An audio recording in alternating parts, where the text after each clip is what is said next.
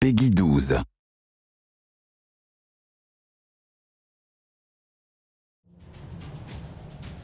In Path of Fire, we were returning back to the Crystal Desert and to northern Elona.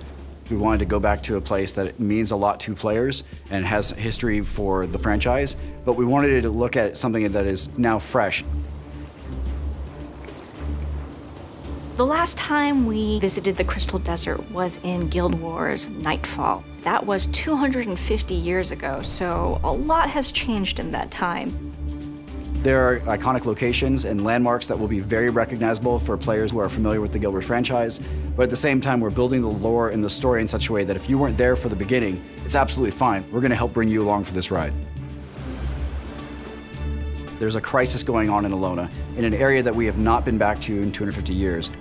Path of Fire starts with reports that Balthazar has been wreaking havoc in the desert. Balthazar is the human god of war and fire. Last we had heard that the gods had kind of stepped away from Tyria. Human players have been worshiping him since Guild Wars 1.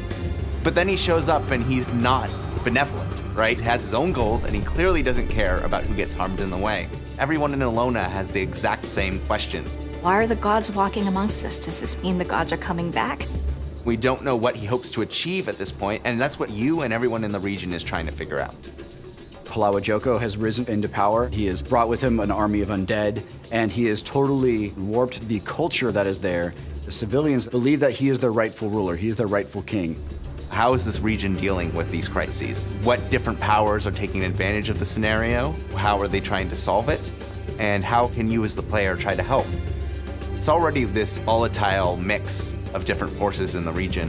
One of the first factions you're going to encounter are the Forged, Balthazar's army. Living armor created only to serve Balthazar. They're ruthless and they're just dedicated to achieving his goals. Another faction that you're going to be seeing is the Awakened, the army of the ruler of the land, Palawa Joko.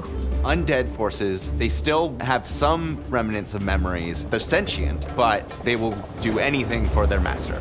You've also got Kralkatork and the Branded. Mindless elemental stripped of their original self by Kralkatork's power.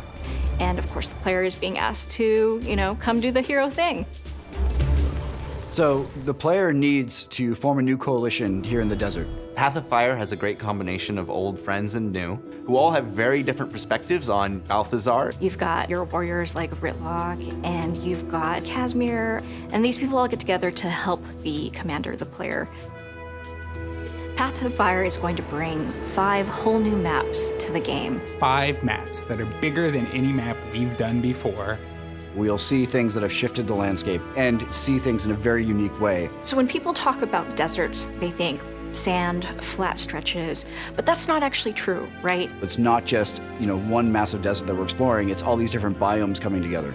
The maps go tall, the maps go wide, the maps go under and around in places. We've really decided to bring exploration and discovery back to the forefront of Guild Wars 2. There's elements that make each map unique, but we've also got elements that kind of tie all the maps together. We're gonna have bounties now that players can hunt dangerous creatures that have been threatening the people of Elona, world events, bosses. With the mounts, of course, we're gonna have races, content both old and new to get players engaged.